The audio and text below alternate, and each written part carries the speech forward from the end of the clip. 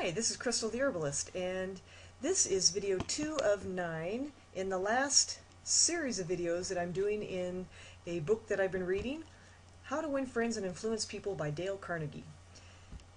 This chapter is entitled, How to Criticize and Not Be Hated for It. This series of videos is called Be a Leader, How to Change People Without Giving Offense or Arousing Resentment.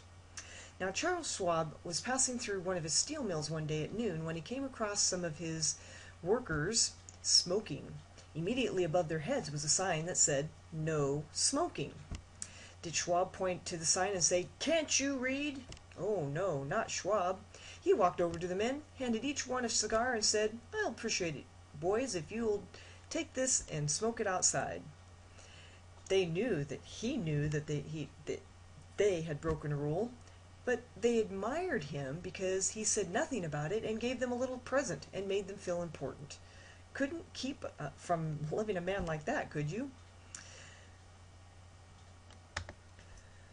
So many people begin their criticism with sincere praise followed by the word "but," and ending with a critical statement. Now, for example, in trying to change a child's careless attitude towards studies, we might say, "We're really proud of you, Johnny, for raising your grades this term.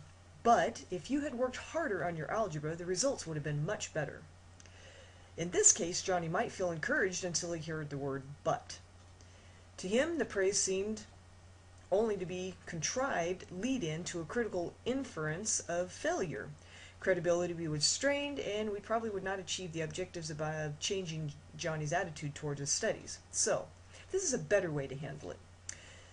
"We're really proud of you, Johnny, for raising your grades this term, and by continuing the same conscientious efforts next term, your algebra grade can be up with all the others." Now Johnny would accept the praise because there was no follow-up of the inference of failure. We have called his attention to the behavior we wish to change indirectly, and the chances are he will try to live up to our expectations. So calling attention to one's mistakes indirectly works wonderful with sensitive people who may resent bitterly and indirect criticism.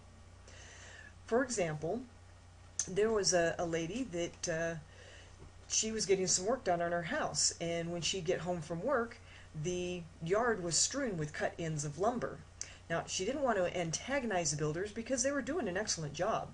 So, after the workers had gone, she and her children picked up and neatly piled all the lumber debris in the corner.